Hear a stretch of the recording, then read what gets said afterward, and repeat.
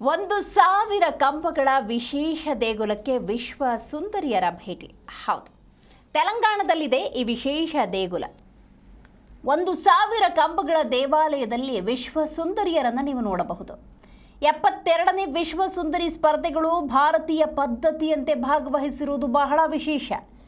ತೆಲಂಗಾಣದ ಹನಮಕೊಂಡದಲ್ಲಿರುವ 1,000 ಕಂಬಗಳ ದೇವಾಲಯಕ್ಕೆ ಭೇಟಿ ನೀಡಿದ ಸಂದರ್ಭದಲ್ಲಿ ನಂದಿಯ ಕಿವಿಯಲ್ಲಿ ತಮ್ಮ ಶುಭಾಶಯಗಳನ್ನು ಪಿಸುಗುಟ್ಟುತ್ತಾ ಮತ್ತು ಆಶೀರ್ವಾದವನ್ನು ಪಡೆಯುವ ಮೂಲಕ 1,000 ಕಂಬಗಳ ದೇವಾಲಯ ಭೇಟಿಯ ಸಮಯದಲ್ಲಿ ಗೌರವ ಮತ್ತು ಸಾಂಸ್ಕೃತಿಕ ಸಂಕೇತವಾಗಿ ಮಿಸ್ ವರ್ಲ್ಡ್ ಸ್ಪರ್ಧಿಗಳು ಭಾಗವಹಿಸಿರುವುದನ್ನು ನೀವಿಲ್ಲಿ ಗಮನಿಸಬಹುದು.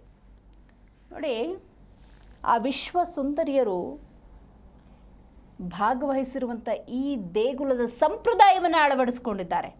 ಪ್ರತಿಯೊಬ್ಬರೂ ಕೂಡ ಸೀರೆಯುಟ್ಟು ಭಾರತೀಯ ಪದ್ಧತಿಯಂತೆ, ಆ ಪದ್ಧತಿಯ ಅನುಸಾರ ಅಲ್ಲಿರುವಂಥ ವಿಶ್ವ ಸುಂದರಿಯರು ಕಂಗೊಳಿಸ್ತಿದ್ದಾರೆ ಅಂತ ಹೇಳಿದ್ರೆ ತಪ್ಪಾಗುವುದಿಲ್ಲ.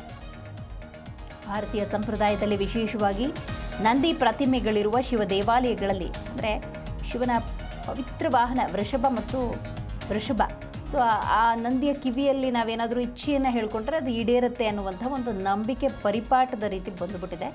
ಸೊ ನೀವು ನಿಮ್ಮ ಇಚ್ಛೆಗಳನ್ನು ನಂದಿಯ ಕಿವಿಯಲ್ಲಿ ಪಿಸುಗುಟ್ಟಿದ್ರೆ ಅವನು ನೇರವಾಗಿ ಶಿವನಿಗೆ ತಿಳಿಸ್ತಾನೆ ಅನ್ನುವಂತಹ ಜನಪ್ರಿಯ ನಂಬಿಕೆ. ಈ ನಿಟ್ಟಿನಲ್ಲಿ ಅದೇ ನಂಬಿಕೆಯ ಹಿನ್ನೆಲೆಯಲ್ಲಿ ಆ ವಿಶ್ವ ಸುಂದರಿಯರು ನಂದಿಯ ಕಿವಿಯಲ್ಲಿ ತಮ್ಮ ಆಸೆ ಆಕಾಂಕ್ಷೆಗಳನ್ನು ಹೇಳ್ಕೊಂಡಿದ್ದಾರೆ.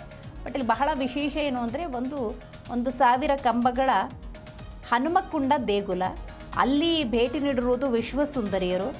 ಭಾರತೀಯ ಉಡುಗೆಯಲ್ಲಿ ಭಾರತೀಯ ಸಂಪ್ರದಾಯವನ್ನು ಇವರು ಆಚರಿಸುವುದು ಬಹಳ ವಿಶೇಷ.